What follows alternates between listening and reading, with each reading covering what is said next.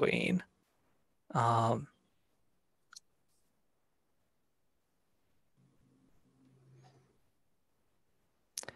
Okay, let me see. Can you see my screen?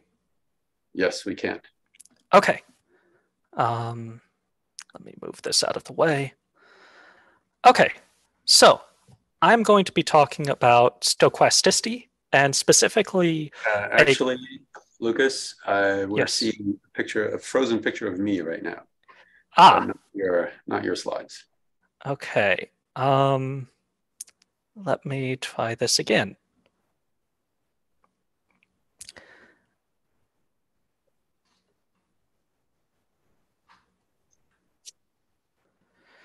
Unfortunately, I have to be using the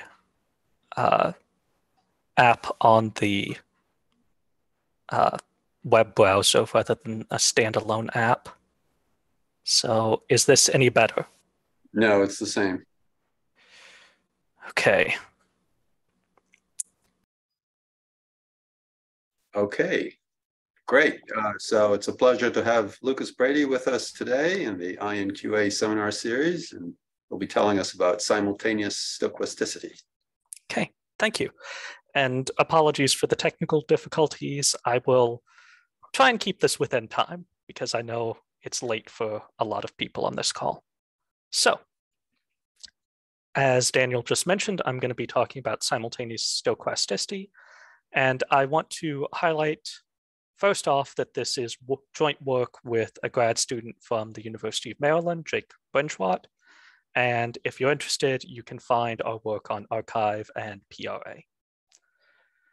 So first off, stochasticity. Just from a purely mathematical point of view, this is a statement about matrices.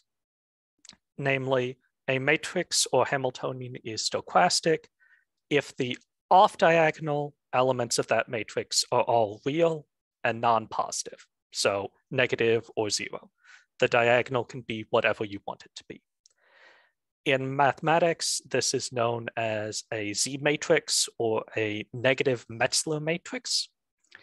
And one of the nice things about this is from the Perron-Frobenius theorem, you can say that the ground state is entirely real, or at the very least, the ground state can be represented using a single phase. For our purposes in quantum computing, we care about this mostly because of the sign problem. So if you're looking at some sort of Monte Carlo simulation of a quantum system, if a Hamiltonian is stochastic, you will not have the sign problem. But if the matrix is non-stochastic, you could have a sign problem again. And the sign problem is just a slowdown that happens that basically indicates you're trying to model a quantum system that is hard. And that is where a lot of the difficulty in modeling quantum systems and simulating quantum systems comes from. As a brief example of how to do this, consider a quantum partition function that's some exponentiation of an imaginary time and your Hamiltonians with an off-diagonal Hamiltonian and a diagonal Hamiltonian. We can go through and expand this as if we were doing a path integral.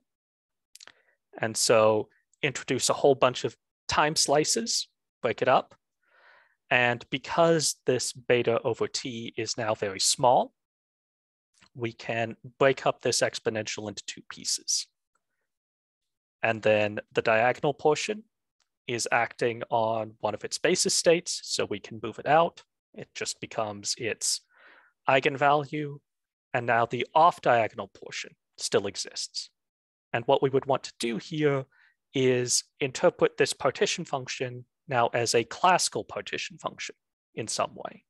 And so all of these time slices, a given configuration of all of those time slices, is now some state of a larger classical system, and the probability of that state is given by whatever was in here. And if we don't have a sign problem, this is great. This is a normal probability, but that off-diagonal Hamiltonian right there, let me just expand that to first order. And you can see that if this off-diagonal Hamiltonian is positive, for instance, then these probabilities can suddenly become negative. And so the sign problem is really that these probabilities are oscillating back and forth between positive and negative very frequently. And that can cause massive slowdowns when you're attempting to simulate this or model this system using a Monte Carlo technique. So the sign problem is one of the main impediments towards classically simulating quantum systems. And therefore, problems that have sign problems are where we might want to be looking for quantum advantage. And I should state that what I'm talking about with stochasticity is not equivalent to saying the sign problem exactly. Stochasticity is a condition under which you will not have a sign problem, but you could also not have a sign problem with non-stochastic Hamiltonians as well. This is a sufficient condition, but it is not necessary. And for the most part, and there are some caveats here, simulating stochastic Hamiltonians, or at least their ground state properties, appears to be classically efficient. There are a few exceptions that I'll talk about a little bit, but general consensus is stochastic Hamiltonians tend to be easy. And this property is also tied into computational complexity a little bit. One of the big things in the field of Monte Carlos is how to cure the sign problem or cure non-stochasticity. And all we would be talking about here is finding a basis in which the sign problem does not exist. The sign problem is a very basis-dependent property. If you change basis, you might get rid of the sign problem. For instance, a stochastic basis where there is no sign problem always exists, namely the eigenbasis. That is, everything along the diagonal, everything away from the diagonal is 0. One thing that's a little bit harder is a local stochastic basis might not exist. So depending on what your actual geometry and your problem is and all of that, you might have to have a highly non-local basis to make this work. And it's been proven that curing the sign problem in general is NP hard. But there are still a lot of heuristic and approximate algorithms that try to mitigate this and avoid this, mostly by finding bases where the sign problem is lessened. And quantum annealing, specifically adiabatic quantum annealing, where you're trying to stay in the ground state with a local stochastic basis, appears to not be more powerful than classical computing. Again, there are some caveats. This is mostly just based off of what's been happening in the field. There are a few exceptions. For instance, Hastings has one highly non-local example where stochastic Hamiltonians do appear to have a quantum advantage. Additionally, if you're going non-adiabatically, you can have quantum advantage again. Diabatic quantum annealing is a thing. It is much more powerful. That is where a lot of the effort in the field is focused right now. Additionally, and what I'm going to be talking about right now is if we're trying to simulate a quantum system, we're trying to do so in a given basis. And so quantum annealing, in a certain sense, is happening in a single basis. If we're trying to simulate it, we're doing so in a single basis. And so I want to focus in on what is the basis-dependent properties of quantum annealing itself, not individual Hamiltonians. And are there any questions before I move on? I know we have a rather small group, so feel free to ask any questions that you want. So you said that when we simulate quantum annealing, we do it in a fixed basis, but we could have an adaptive basis. We could. In principle, yeah. yes, we could have an adaptive basis. Really, in order to avoid the sign problem in an adaptive basis, which that could be an interesting thing, but you would either need to find a basis in which both Hamiltonians have no sign problem, or you, for every point in your simulation, every point in the anneal, you need to find its own sign problem-free basis, which itself could be a very hard problem. I don't think I've necessarily considered that, but the standard way of doing it would be finding a single basis where you're trying to avoid the sign problem. Okay. Yep. Any other questions? Okay. Then the core thing that we are going to be asking is, if I have a set of Hamiltonians, say a set of Hamiltonians that I'm annealing between, does there exist a basis in which every Hamiltonian in that set is stochastic? So is there a unitary transformation that will take every single one of the Hamiltonians in my original set to a Hamiltonian which is stochastic? And just as some slight spoilers, the answer is almost never. Such a basis almost never exists, and it is vanishingly likely that even a given pair of Hamiltonians will have such a basis. And I do want to highlight that this is a very similar question to what's been asked elsewhere in quantum computing, namely simultaneous diagonalizability. Does there exist a basis in which both Hamiltonians are diagonal? And there we have a very, very simple condition, namely, is the commutator of those two Hamiltonians 0? If so, they are simultaneously diagonalizable. And they have a shared eigenbasis. They also have no quantum advantage whatsoever. And this is really another example of unitary similarity, which is the same kind of question that we're asking here. Namely, is there a unitary transformation that takes this set of Hamiltonians to some other set of Hamiltonians that has properties that we want?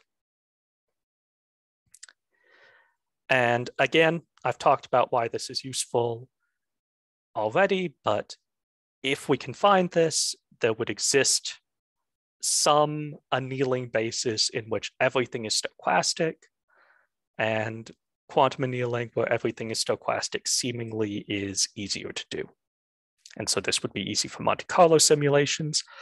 From my own work, what brought this up was I was looking into some optimal control problems and whether or not a basis-independent stochasticity property existed was important. And I wanted to look into this. I'm not an expert in this, but stochasticity also plays a role heavily in some quantum complexity classes. One major limitation of what I'm about to talk about is I am not going to be considering locality at all. I'm just going to be considering, does a simultaneously stochastic basis exist? Whether that basis is local or non-local will not be part of what I'm discussing. Jake, my co-author, and I are starting to look into how to pull locality into this. That's probably not actually as hard of a problem as you might think, but it is an extension past what I'm talking about here. And also the condition that we come up with, it is not a feasible condition to calculate. This is not something that's going to be easy at all to do. This will be NP hard to even answer the question of whether such a basis exists. And just as a slight summary of all of our results, I'll go through these more in detail. We have a theorem on giving conditions under which simultaneous stochasticity exists. Whether or not you can satisfy these conditions is NP hard, but they are a full set of sufficient and necessary conditions for simultaneous stochasticity. because that is a full set, it is very complicated. We also have a much simpler quick no-go theorem, where if this condition is not satisfied, you're guaranteed that a simultaneously stochastic basis does not exist. The alternative is not true. Namely, if this condition is satisfied, you might or might not have the existence of a simultaneous stochastic basis. The simple condition being if the commutators of the Hamiltonians in your set, if those commutators all have eigenvalues that are paired, meaning for every positive eigenvalue, there is a corresponding negative eigenvalue, then simultaneous stochasticity is possible. If that does not exist, simultaneous stochasticity might not be possible. Is the word for missing from the quick no-go theorem in the beginning? For every eigenvalue? Yes, for every eigenvalue. Okay. Yes. And then the last, which is probably the thing that's most important to just people in practicing this, we have a proof that for dimension greater than 2, so not qubits, a simultaneous stochasticizable basis almost never exists. For any given even pair of Hamiltonians, that it is vanishingly likely that they will have such a basis. And that applies even if you're looking at manipulating a single qubit. So any questions on that? Again, I'll go through all of these in a bit more detail later. Yeah, 2 quick clarification questions. So D, you said, was the dimension, so D equals 2 is a qubit? Yes, D equals 2 is a qubit, D equals 3 is a qubit, okay. D equals 4 would be 2 qubits. So this theorem, D equals 4 would be 2 qubits. Okay, so the theorem applies to qubits to more than 1 qubit. Okay. Yeah. And the first theorem, you say simultaneously unitarily similar. Is that the same as simultaneously stochastic? This is actually a more general theorem. So the sets S and S prime are simultaneously unitarily similar if this condition that I'll explain happens. And then furthermore, we set conditions on S prime such that S prime is stochastic. But that is all we require from S prime. So this theorem answers your question. Yes. And more. Yes, this theorem is more general than what we need, but we can use this theorem with additional conditions on S prime to answer what we want. Any other questions? And I should note that this first theorem is not due to us. This is something we found in the literature and then applied to what we're doing here.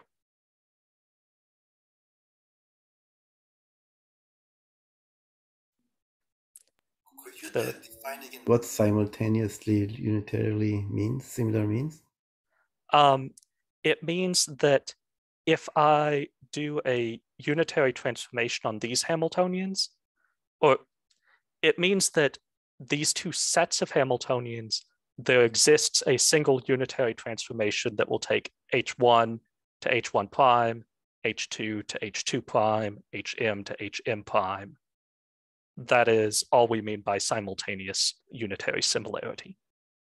Okay, thanks. Yep. Anyone else?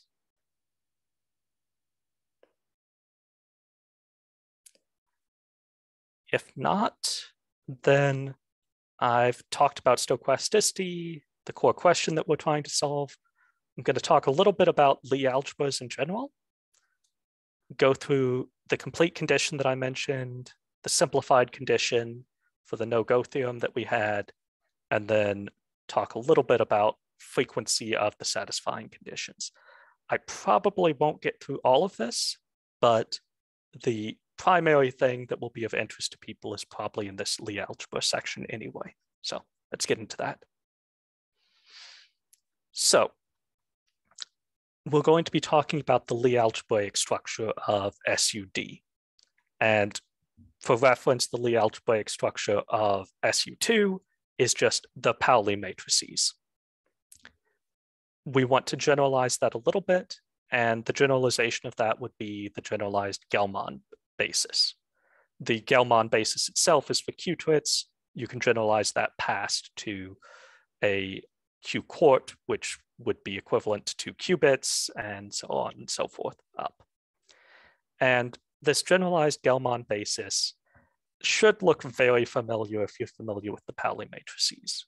Namely, there's an X version, which is just put a 1 connecting 2 states. This doesn't necessarily have to be like Hamming step 1 between those 2 states for qubits. It's just any 2 states. And the Gelman Y matrix would be the same thing, but you're doing it with like a Pauli Y with an I connection and a minus I connection.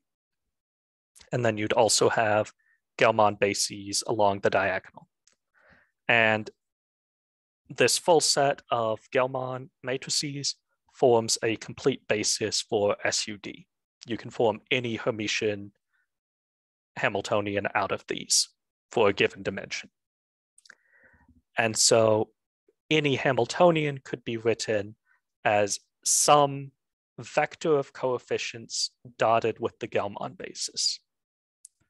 And this vector of coefficients we will call the generalized Bloch vectors. In order for a Hamiltonian to be stochastic, all of the y coefficients have to be 0, meaning our off-diagonal elements are all real, and all of the x coefficients have to be less than or equal to 0, meaning all of our off-diagonal elements are completely non-positive. For a single qubit and the Bloch sphere, this would just mean that our Hamiltonians and our Bloch vectors representing them have to be in the negative xz plane, or negative xz half plane. And in general, SU2 is very easy to analyze with all of this. SU2 is a double cover for SO3, so you can think about it in terms of the Bloch sphere, in terms of just normal 3-dimensional rotations, exactly like you would want. And again, stochasticity is just the negative xz half plane. And you can kind of see just from geometry of this, that if I have 2 of these Bloch vectors pointing somewhere along the sphere, I can always enact a rotation that will take them into a negative half plane. As soon as I add on a 3rd vector, that is not always possible. But with 2 Hamiltonians, there always exists a basis in which they are simultaneously stochastic in SU2. Any questions on this? This should be a fairly straightforward example, but I want to make sure that I've explained it properly. Just one quick comment. So the way you define the generalized Gelman matrices, they're not normalized, which seems a little inconvenient if you want to work with geometric pictures like the Bloch sphere. True. These are not normalized, but a Hamiltonian itself can be any set of coefficients here, so long as we're keeping standard coefficients on, or standard, so long as we're being consistent with these Gelman matrices, we should be fine. Also, I think they are normalized. All of these not in the sense of the inner product. Right, so okay. Yeah. I don't think that their normalization really matters for us in any well, just the sense. geometric picture is affected because you can't really talk about a unit sphere or even a sphere, I guess. Yeah. Honestly, we don't care about their length at all in this. Okay. We really only care about which direction they're pointing in. Okay. So yes, that could be something you need to deal with in certain situations. In our situation, the length of these vectors is meaningless, only which direction.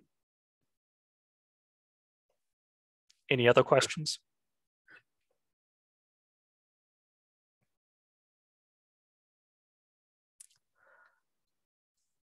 So the natural question after you analyze SU2 is, what if we go to higher dimensions, like say a single qubit and SU3?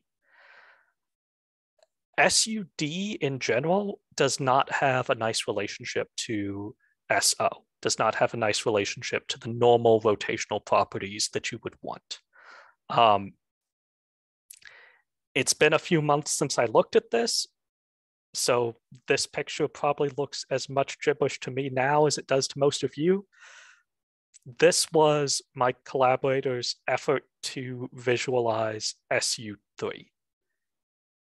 SU3, namely, looks like 3 copies of SU2, all of them linked along their diagonal axis, and where a rotation in one of those copies of SU2 affects the other copies of SU2. You don't need to know what it is for our purposes.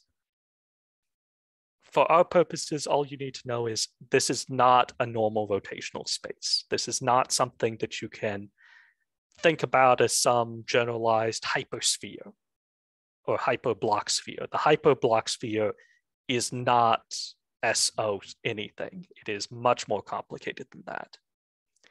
And you can look at the structural constants for SUD and get some information out of them. Strangely enough, when we were researching for this paper, the structural constants for SUD were not written down formally until about 2 or 3 years ago.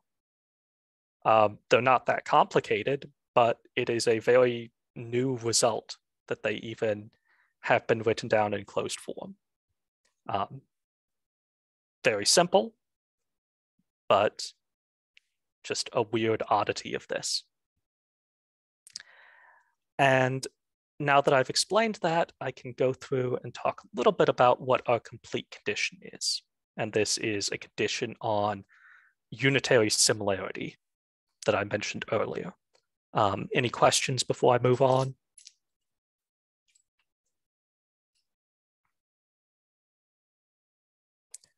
Okay. So this is going to get a little bit more abstract and mathy. I promise I'll get back to some more physicsy stuff in the next section.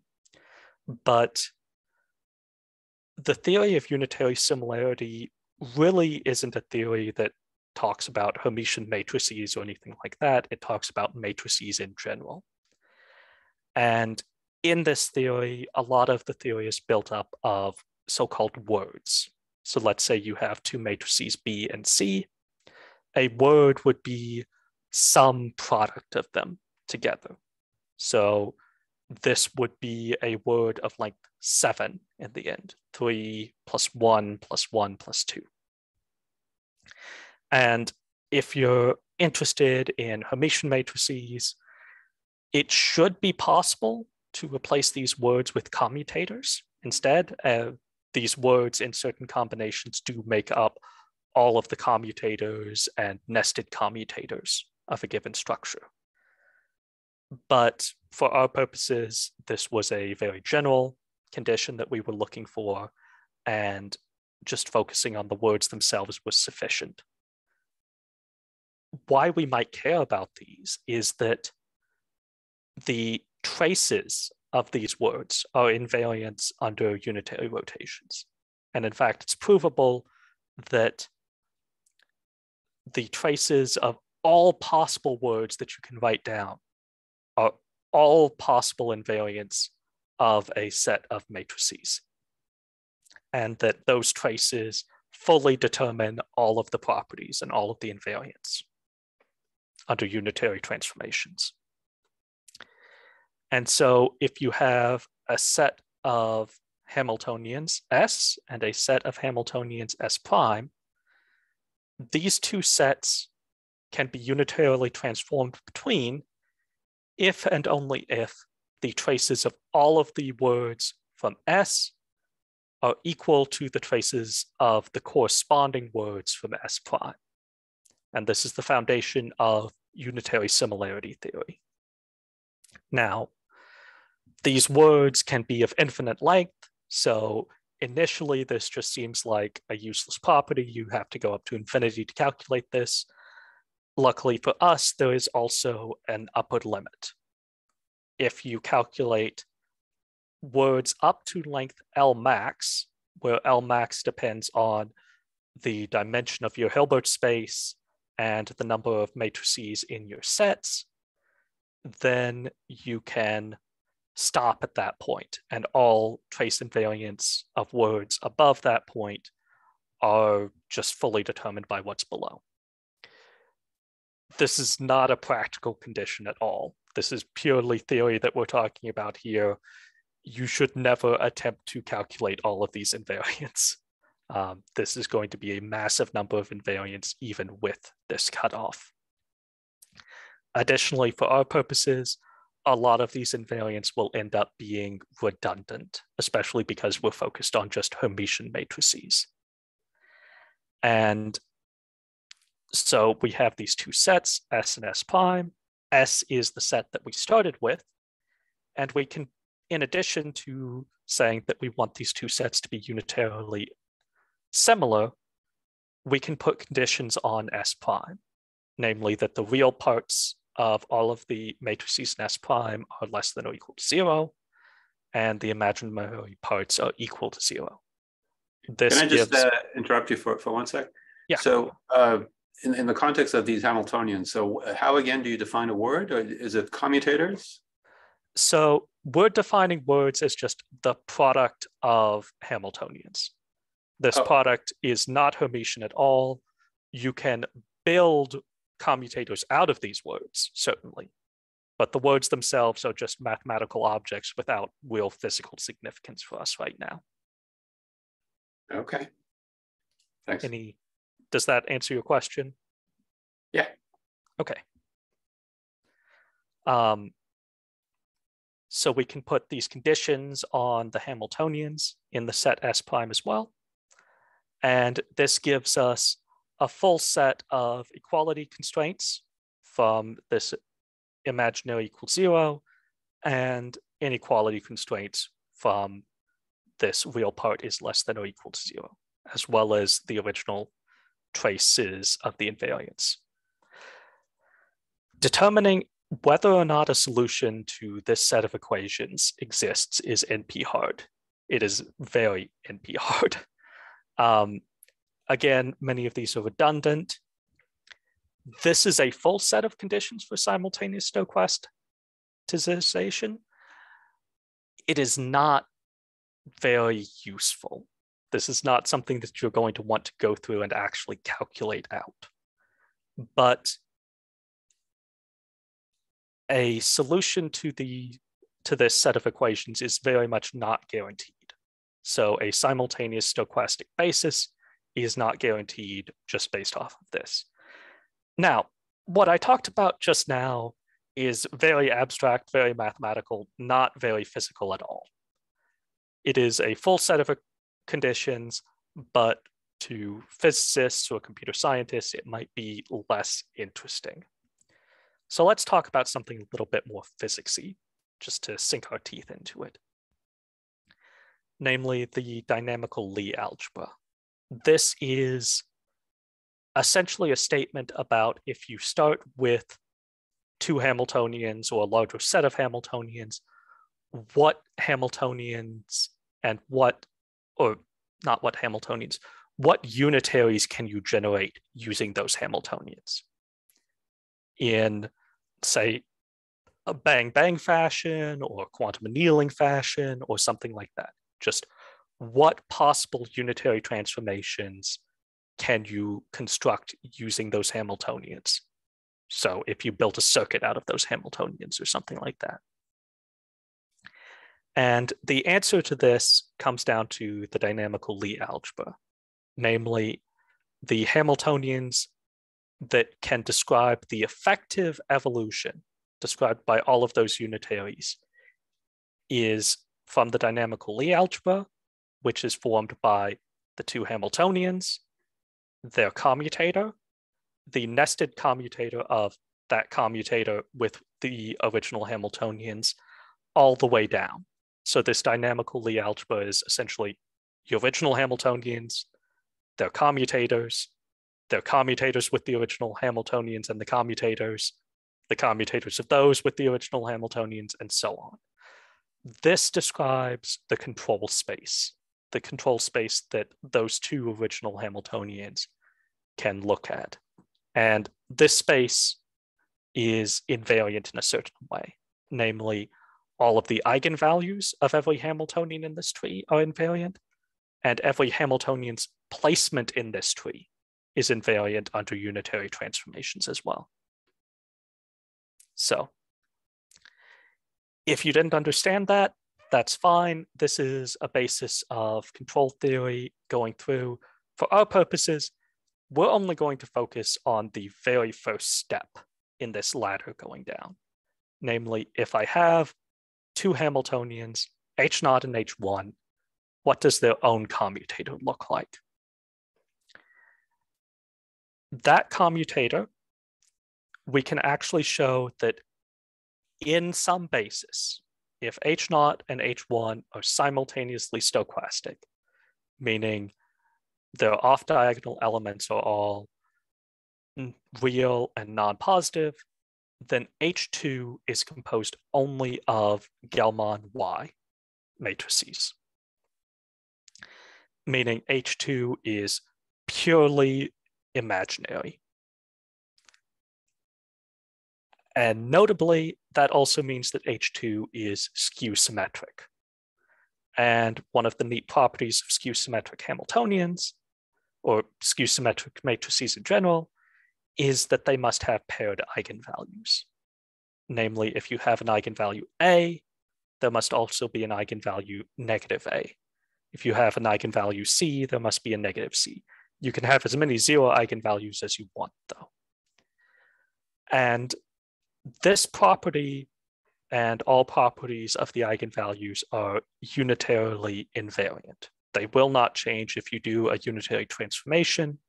So since H0 and H1 were simultaneously stochastic in some basis, this property must exist in any basis that you've transformed to. So that gives us a very simple no-go condition. However, this condition is necessary for simultaneous stochasticity, but it is not sufficient. If this condition is met, you might not have simultaneous stochasticity. There might be something else going on here. Essentially, to get the full condition again, we would have to look at all the invariants, which would essentially be all of the eigenvalues of all of the commutators and nested commutators going all the way up the dynamical Lie algebra. And if you're interested, this also has some connections to the Cartan decomposition of SUP. So that's our simple no-go result. Are there any questions before I move on?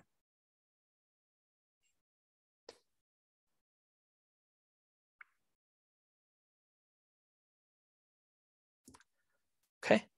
I am going to move. I realize that we're coming up a little bit on time, and also I've probably been talking a lot of math, so I don't want to bore people too much. So a lot of the proofs and more detailed components in this section, if you're interested in them, you can find them in our paper, mostly in the appendices, because even the main portion of the paper was too much for these proofs. But if you're interested, I'm going to be glossing over a lot of that and just talking about our results here more so. And yeah, so just to flash this up again, this is the generalized Gelman basis again, where we essentially have things that correspond to poly X, poly Y, and poly Z portions of this Gelman basis. And we can talk about a Hamiltonian being the dot product of some vector B with this Gelman basis, where this B is the generalized Bloch vector. And a stochastic Hamiltonian has 0 for all the y components and less than or equal to 0 for all the x components. It turns out that if we look at those words that we talked about before, those words can be expressed entirely in terms of these Bloch vectors. So a word of length 2, namely the product of two Hamiltonians in our set, its trace is the dot product of two Bloch vectors. And the trace of a word of length 3, that can always be represented as the dot product of a Bloch vector and what we're calling this star product here. That star product is some tensor multiplication of two of the Bloch vectors and this d mu v c, which looks exciting. It's the symmetric structural constants of SUD, which should raise some interest because normally when we're dealing with commutators, we deal with the anti-symmetric structural constants. So these are not the normal structural constants that you're used to. These are a different beast, kind of. And just as a note again about qubits, in d equals 2, you don't have to deal with these length 3 words. These length 3 words just kind of go away, and I think all of their traces end up being 0. They're not important for us. And so you never have to deal with this star product for a single qubit. And again, glossing over a little bit of the details, but this star product can be analyzed in some ways. It's distributive, commutative, and non-associative. And more importantly, the trace of every word can be represented as the dot product of a Bloch vector and some set of star products going all the way up. So this should actually have a ... going up because you can get these nested star products going all the way up. And again, not to go through too many of the details, but if you look at this star product, if you start with B mu is an X and B nu is a Z, or both are Z's or both are X's, the same as what you would want for a simultaneous stochastic basis, these structural constants are always 0 if it's a Y. So if you have, essentially, if you have this star product and you start with something that is made up only of Gell-Mann X's and Z's, you can never get a star product that looks like it came from a Gell-Mann Y. And so this restricts down the possible invariants that can come from simultaneously stochastic pairs. Namely, it restricts it down such that the possible Bloch vectors that can be generated and can describe all of this span some space that is size d squared plus d minus 1 over 2. That is a very large space, but if you look at the Bloch vectors that describe everything and that can be generated from all pairs of Hamiltonians at all, it is twice that size. And so if you look at any given pair of Hamiltonians, in general, their span is much larger than can fit in the simultaneously stochasticizable space. Again, there are some really cool ideas in this proof. All of this Bloch vector stuff is very powerful, and we actually in our appendix used it to prove a lot of other interesting things about controllability and simultaneous diagonalizability as well that were already known, but we were just rederiving them using these new techniques. And yeah, essentially what it comes down to is for any given pair of Hamiltonians, they will almost always have a span of this Bloch vector space that is too large to fit in simultaneous stochasticizability. And so any pair of Hamiltonians will, with vanishingly likelihood, have this simultaneous stochasticizability property. And that's most of what I want to talk about during this, just as some key takeaways. This property of simultaneous stochasticizability is very rare. There's that simple no-go result that I mentioned with unpaired eigenvalues of the commutator. And if anyone is interested just in another really powerful tool for analyzing some of these, again, from a fairly mathematical point of view, this block vector language that we talked about in the paper can be a very powerful geometric tool. And just to give some thanks here, this is Jake Brinjwat, who was the grad student who worked with me on this. And here is a massive list of funding that went into this in some way or another. So I'm happy to answer any questions, go over anything in more detail, but that is the extent of it. Great. Thank you, Lucas. Very interesting. So do we have questions from the audience?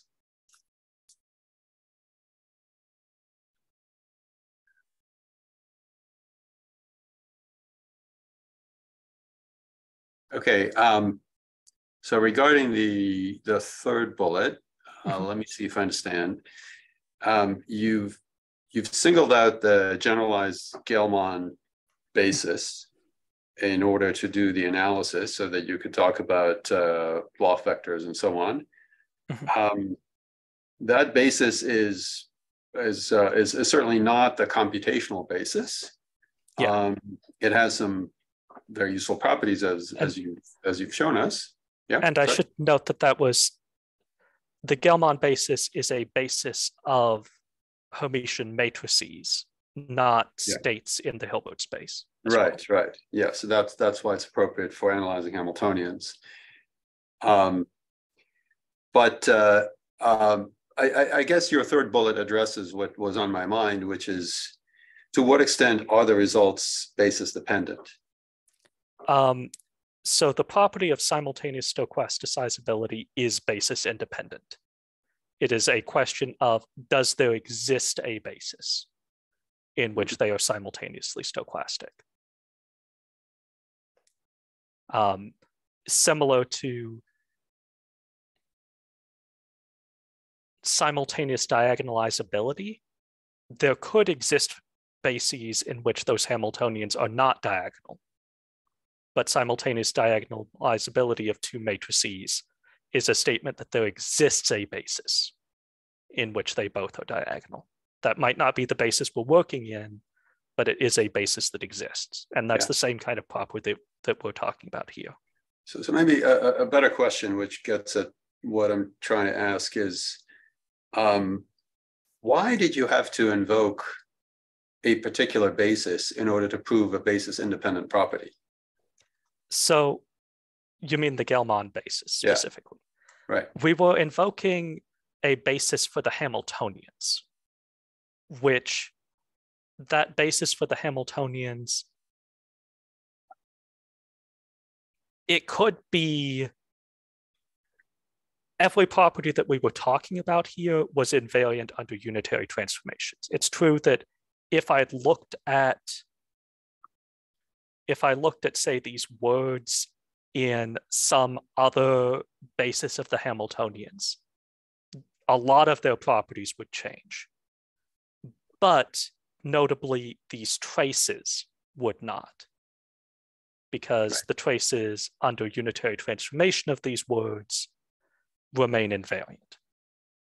So yes, we did focus on a specific basis of the Hamiltonians, but we wanted to focus in on properties that could be derived in that basis that didn't depend on the basis itself. Yeah, I guess what I'm trying to say is that there probably exists a proof of this result that doesn't invoke any particular basis. Probably.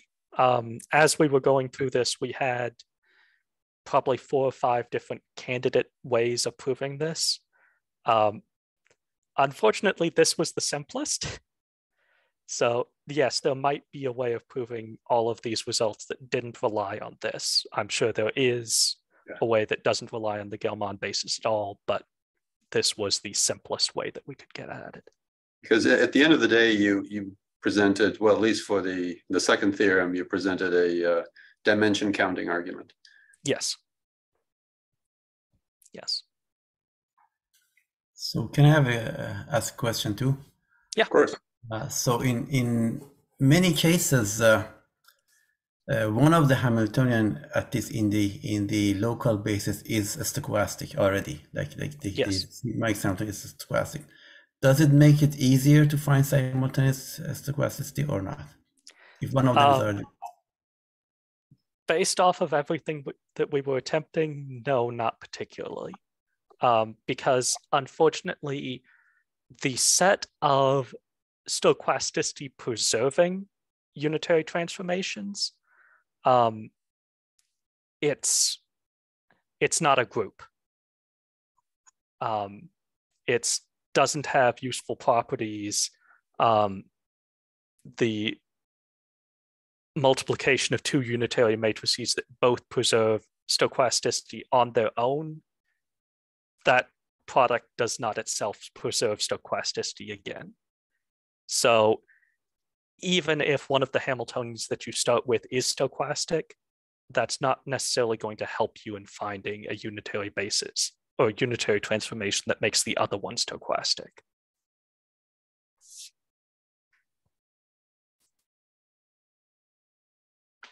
I also had a question.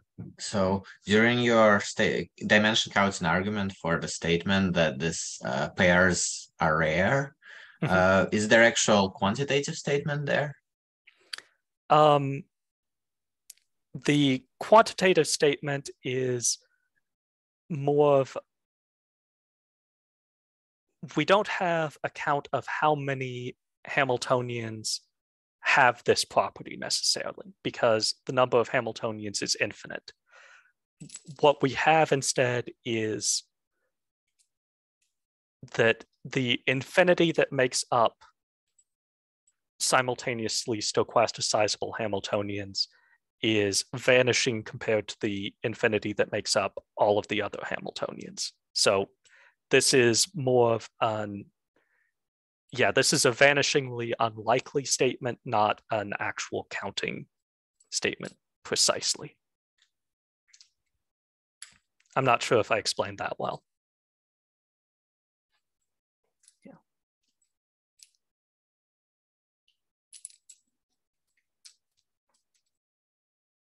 So essentially, if you're picking Hamiltonians at random, then with probability 1, they will not be simultaneously stochastic. Yes, that is the statement.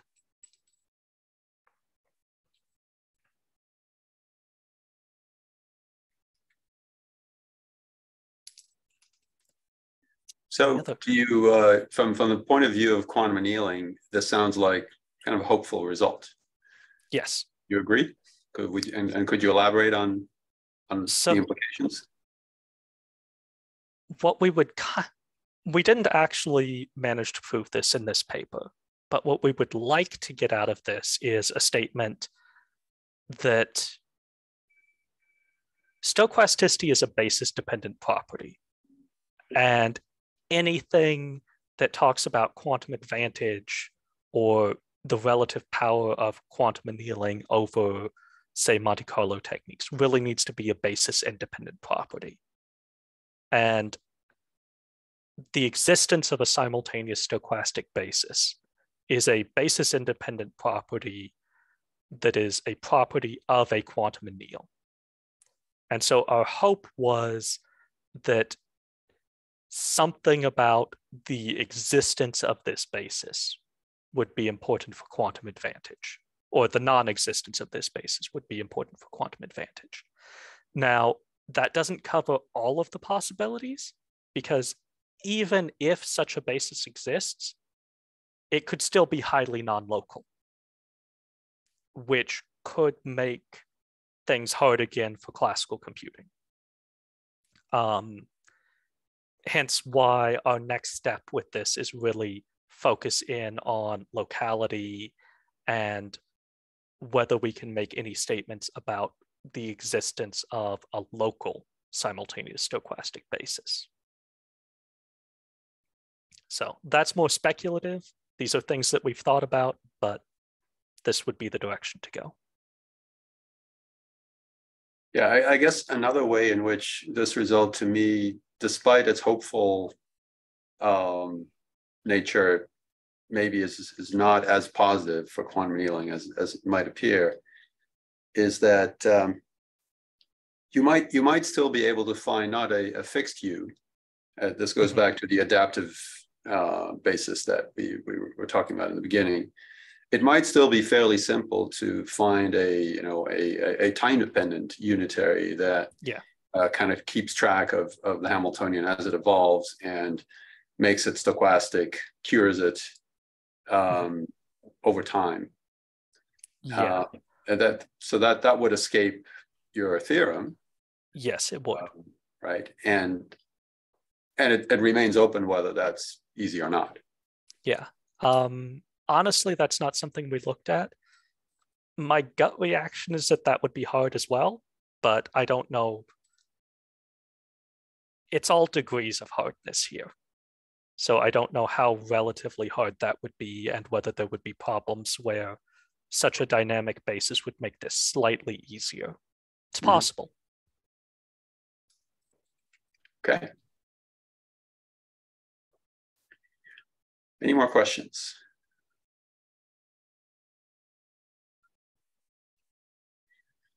All right. If not, then thanks again. And see you, everyone. Yep. Next time. Thank you, Lucas. Thank you. Bye-bye.